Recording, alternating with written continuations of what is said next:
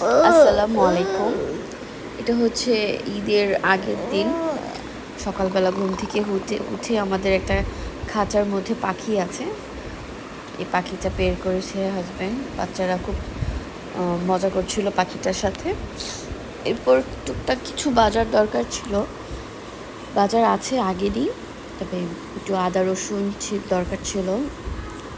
তারপর একটু লিচু নিয়ে আসছে, পেঁয়াজ নিয়ে আসছে, আর ঈদের দিন রান্না করার জন্য লাচ্ছা সেমাই নিয়ে আসছে। তো ওই ব্লগটা অনেক আগের, কিন্তু আমার খুব লেট হলো আপলোড করার জন্য, কারণ এর মাঝখানে অনেক কিছু হয়েছে। আমার বাচ্চা অসুস্থ ছিল, আর আমি কাচ্চি রান্না করবো, এই জন্য আমি বলেছিলাম বাসমতি রাইস নিয়ে আসতে। তো লং রাইসটা নিয়ে আসছে হাজব্যান্ড। এখনও রান্না হয়নি, রান্না করব। তো ঈদের আগের দিন আর ওইভাবে কোনো ব্লগ করা হয়নি, ঈদের দিনও হয়নি, কারণ ঈদের দিন আমার বাচ্চা হঠাৎ করে, ছোট ছেলেটা দুপুর থেকে প্রচণ্ড জ্বর। বাসা করেছি, টুকটাক কিছু রান্না করেছি, কিন্তু ওটা আর আমি ভিডিও ওইভাবে করতে পারিনি, কারণ আমার হাজব্যান্ড তো বাইরেই ব্যস্ত ছিল গরুর মাংস কাটাকাটি নিয়ে। আর আমি বাসায় বাচ্চাকে নিয়েছিলাম। ছোট আরেকটা বাচ্চা আছে আমার, ও বড় ছেলে কিন্তু ও ছোটই। তো এইখানে ঈদের মাংসটা রান্না করে আমি প্রথমে একটু লবণ সব কিছু চেক করতে দিলাম হাজব্যান্ডকে। আর এটা হচ্ছে ঈদের পরের দিন সন্ধ্যার সময়, না জানি ঈদের দিন আমার খেয়াল নেই, আমরা একটু বের হয়েছিলাম।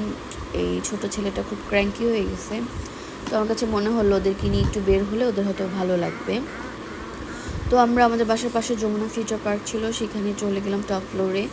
ওখানে এরকম একটা ট্রেন বা ছোটোখাটো একটা প্লে জোনের মতো আছে, তো সেখানে বাচ্চাদেরকে নিয়ে একটু ঘুরলাম যেন ওদের ভালো লাগে।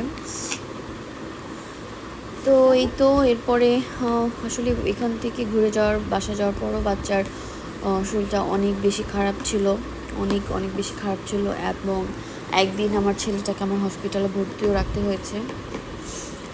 ওর জ্বর এসেছিলো অনেক, জ্বরের পাশাপাশি মুখে একটু ঘা হয়ে গিয়েছিল। তো এই পর আমরা বার্গার কিনে যে একটা বার্গার কিনে বাচ্চাদের খাওয়াই, আমরা আর কিছু খাইনি। বাসা থেকে তো গরুর মাংস খেয়ে বেরোয়েছিলাম, পেট ফুল ছিল। তো এটা তার পরের দিন আমরা চলে গিয়েছিলাম এভার কেয়ারে বাচ্চাকে ডক্টর দেখাতে। তো ঈদের জন্য সেখানে ডক্টর পাইনি, তারপর চলে গিয়েছিলাম মনোরা হসপিটালে।